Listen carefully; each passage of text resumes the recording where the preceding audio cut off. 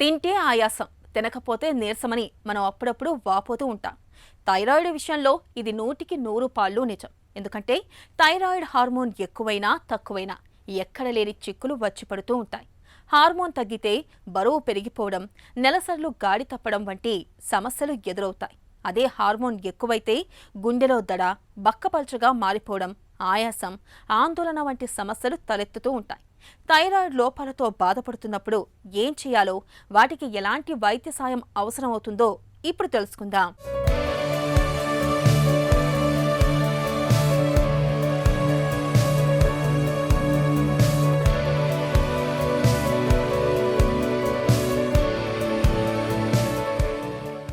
గొంతు దగ్గర ముందు వైపు మన గాలి గొట్టానికి చిన్న సీతాకోక చిలుకలా కరుచుకుని ఉంటుంది థైరాయిడ్ గ్రంథి. చూడటానికి ఇది చిన్నదే కానీ పనిలో మాత్రం చాలా పెద్దది. మన శరీరం మొత్తాన్ని, ఒంట్లోని ప్రతి కణాన్ని, ప్రతి అవయవాన్ని చురుకెత్తించే బృహత్తరమైన బాధ్యత నిర్వర్తిస్తూ ఉంటుంది ఈ గ్రంథి. ఈ గ్రంథి స్రవించే హార్మోన్లే దేహానికి చురుకుదనాన్ని ఇస్తూ ఉంటాయి. అంతేకాకుండా ఈ హార్మోన్ మానసిక, శారీరక ఎదుగుదలకు ఉపయోగపడుతుంది. జీర్ణ వ్యవస్థ, శ్వాస వ్యవస్థ, రక్త ప్రసరణ వ్యవస్థ, కండర వ్యవస్థ, నాడీ వ్యవస్థ, పునరుత్పత్తి వ్యవస్థ లాంటివన్నీ కూడా ఈ గ్రంథి ఆధీనంలో ఉంటాయి. ఇది ఉత్పత్తి చేసే క్యాల్సిటోనిన్ అనే హార్మోన్ శరీరంలో కాల్షియం సమతుల్యతను కాపాడుతుంది. ఏవైనా కారణాల వల్ల థైరాయిడ్ గ్రంథి ఉత్పత్తి చేసే హార్మోన్లో హెచ్చుతగ్గులు వచ్చినప్పుడు థైరాయిడ్ సమస్యలు వస్తుంటాయి. ఈ థైరాయిడ్ గ్రంథి అన్నది మన మెడ కింద భాగంలో యాంటీరియర్ పార్ట్లో ఉంటుందన్నమాట. ఈ థైరాయిడ్ గ్రంథి చూడడానికి చిన్న గ్రంథి అయినా మన బాడీలో చాలా వరకు ఫంక్షన్స్ని ఇది కంట్రోల్ చేస్తూ ఉంటుంది.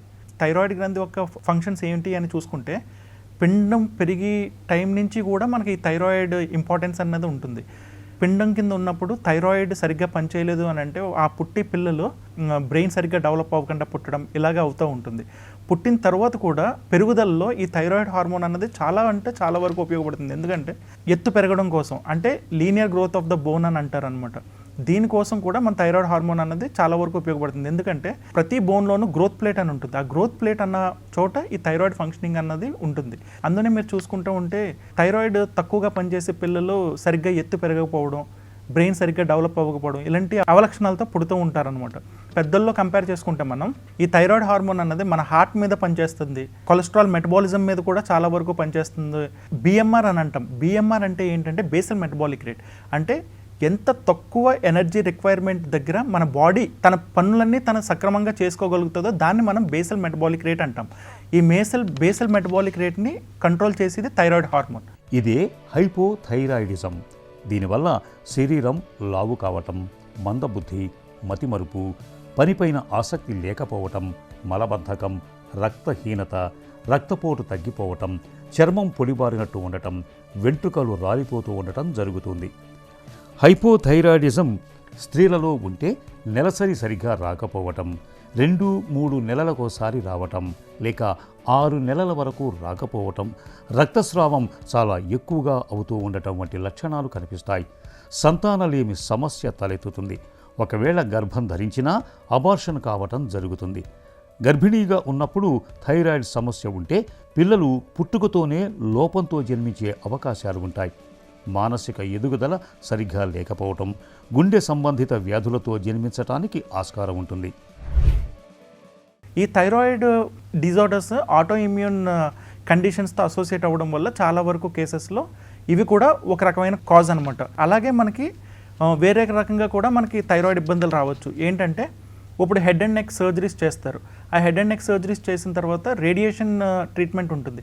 ఈ రేడియేషన్ ఇచ్చినప్పుడు కూడా మనకి థైరాయిడ్ సంబంధిత డిజార్డర్స్ రావచ్చు. కార్డియాక్ సంబంధిత మెడిసిన్స్ లైక్ ఎమియోడ్రాన్ అని ఉంటుంది. ఈ మెడిసిన్ వాడే వాళ్ళలో థైరాయిడ్ కొంచెం తక్కువగా పనిచేస్తూ ఉంటుంది. అలాగే కొన్ని రకాల క్యాన్సర్ డ్రగ్స్ ఏంటంటే థైరోజిన్ కైనేజ్ ఇన్హిబిటర్స్ అని అంటాం. ఈ థైరోజిన్ కైనేజ్ ఇన్హిబిటర్స్ అవి యూజ్ చేసే వాళ్ళలో కూడా మనకి థైరాయిడ్ ప్రాబ్లమ్స్ వచ్చి ఇది ఉంటుంది. అలాగే మనం లిథియం, కొంతమంది పేషెంట్స్కి లిథియం థెరపీ అన్నది అడ్వైస్ చేస్తూ ఉంటాం. వాళ్ళలో కూడా ఈ థైరాయిడ్ డిజార్డర్స్ వచ్చే ఛాన్స్ ఉంటుంది. యూజువల్గా థైరాయిడ్ లోపాలు మనం 2 రకాలుగా కన్సిడర్ చేస్తూ ఉంటామండి. ఒకటి హైపోథైరాయిడిజం, ఇంకొకటి హైపర్ థైరాయిడిజం. ఈ హైపోథైరాయిడిజం అంటే ఏంటంటే థైరాయిడ్ అండర్ యాక్టివ్గా పనిచేయడం. అంటే ఏంటంటే ఆశించిన స్థాయిలో పనిచేయకపోవడాన్ని హైపోథైరాయిడిజం అంటాం. ఈ హైపర్ థైరాయిడిజంలో థైరాయిడ్ హార్మోన్ అన్నది ఎక్కువగా ప్రొడ్యూస్ అవుతూ ఉంటుంది. ఎక్కువగా ప్రొడ్యూస్ అయ్యి మన బ్లడ్ స్ట్రీమ్లో రిలీజ్ అవ్వడం వల్ల మనకి ఏమైతే ప్రాబ్లమ్స్ వస్తూ ఉంటాయో దాన్ని మనం హైపర్ థైరాయిడ్ ఫీచర్స్ కింద కన్సిడర్ చేస్తాం. వేరాస్ హైపోథైరాయిడిజం అంటే ఏంటంటే థైరాయిడ్ తక్కువగా ప్రొడ్యూస్ అవ్వడం వల్ల, ఈ థైరాయిడ్ హార్మోన్ మన బ్లడ్లో తక్కువగా ఉండడం వల్ల మనకి ఏమైతే ఇబ్బందులు అయితే మనం ఫేస్ చేస్తున్నామో దాన్ని హైపోథైరాయిడ్ ఫీచర్స్ అంటాం. థైరాయిడ్ గ్రంథి అవసరానికి మించి పనిచేస్తే జీవితమంతా దడగా హైరానాగా మారుతుంది. ఇదే హైపర్ థైరాయిడిజం. బరువు తగ్గటం, అధిక రక్తపోటు, చేతులు వణకటం, నిద్రలేమి, విరేచనాలు వంటి లక్షణాలు కనిపిస్తాయి. వీరిలో సంతానలేమి సమస్య కూడా ఉంటుంది. స్త్రీలు, పురుషులు, పిల్లలు వీరిలో ఎవరికైనా థైరాయిడ్ సమస్య రావచ్చు. అయితే థైరాయిడ్ సమస్య స్త్రీలలో కొంచెం ఎక్కువగా కనిపిస్తుంది. నేటి మన జీవనశైలి గజిబిజిగా తయారవటం, ఒత్తిళ్లు, ఆందోళనలు పెరిగిపోవటం, శారీరక శ్రమ తగినంత లేకపోవటం, పౌష్టికాహార లోపం వల్ల థైరాయిడ్ వ్యవస్థలో మార్పులు రావటం వల్ల థైరాయిడ్ సమస్యలు మొదలవుతాయి. అయోడిన్ లోపం వల్ల కూడా థైరాయిడ్ సమస్యలు వస్తూ ఉంటాయి. థైరాయిడ్ సమస్యలను నిర్ధారించేందుకు T3, T4లతో పాటు TSH పరీక్షల్ని చేస్తూ ఉంటారు. వీటి విలువలను బట్టి మందుల మోతాదును నిర్ణయిస్తారు.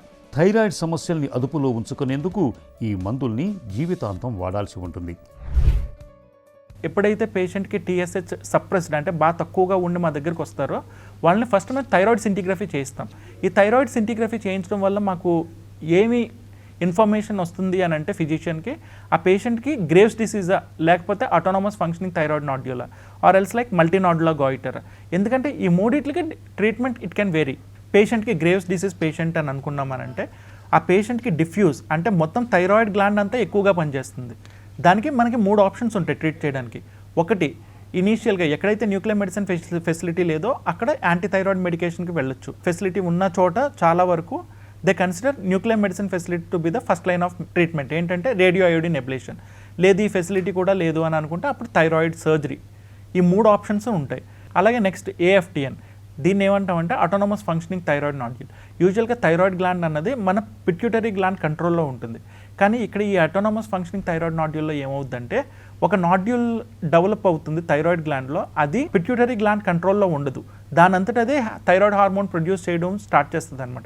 దానివల్ల థైరాయిడ్ కాంప్లికేషన్స్ అన్నవి స్టార్ట్ అవుతాయి. సో మనం ఆ AFTNని ట్రీట్ చేస్తే ద పేషెంట్కి బెటర్ రెస్పాన్స్ ఉంటుందన్నమాట. ఈ AFTN అన్నదాన్ని రేడియో అయోడిన్ ఎబ్లేషన్ ద్వారా కానీ సర్జరీ ద్వారా కానీ రిమూవ్ చేయొచ్చు. అలాగే మల్టీనాడ్యులర్ గాయిటర్. ఈ మల్టీనాడ్యులర్ గాయిటర్ అంటే ఏంటంటే చాలా నాడ్యూల్స్ లాంటివి థైరాయిడ్ గ్లాండ్లో ప్రొడ్యూస్ అవ్వదు. ఈ పేషెంట్కి హైపర్ థైరాయిడ్ ఫీచర్స్ ఉంటాయి. ఈ పేషెంట్కి మనము థైరాయిడ్ సింటిగ్రఫీ చేయడం వల్ల ఏమైనా కోల్డ్ నాడ్యూల్స్ ఉన్నాయా అన్నది మనం ఫైండ్ అవుట్ చేయొచ్చు. ఈ కోల్డ్ నాడ్యూల్స్ ఉన్నాయా లేవా అన్నది ఫైండ్ అవుట్ చేయడం ఎందుకు అని అంటే ఈ కోల్డ్ నాడ్యూల్స్ మనం కంపల్సరీ FNA పరీక్ష చేయాలి. ఎందుకంటే ఈ కోల్డ్ నాడ్యూల్స్ చాలా వరకు క్యాన్సర్ కండిషన్కి దారితీసే ప్రమాదం ఉంటుందన్నమాట. థైరాయిడ్ లోపాలతో బాధపడుతున్నప్పుడు జీవనశైలిలో జాగ్రత్తలు తీసుకోవటం తప్పనిసరి. ఆహారంలో అన్ని పోషక విలువలు ఉండేలా సమతుల ఆహారం తీసుకోవాలి. నిత్యం ఓ గంట పాటైనా నడక, జాగింగ్, డాన్స్, యోగా లాంటివి చేయటం మేలు చేస్తుంది. ఇక ఒత్తిళ్ళు, ఆందోళనలుంటే యోగా, ధ్యానం, ప్రాణాయామాల సాయంతో వాటిని తగ్గించుకోవాలి. శరీర బరువును అదుపులో ఉంచుకోవాలి. అయోడిన్ ఉన్న ఉప్పును వాడుకోవటం మంచిది. అలాగే తరచూ థైరాయిడ్ పరీక్షలు చేయించుకుంటూ ఉండాలి. ఇలా అన్ని రకాలుగా తగిన జాగ్రత్తలు తీసుకోవడం ద్వారా థైరాయిడ్ చిక్కుల్ని చక్కగా అదుపులో ఉంచుకోవచ్చు.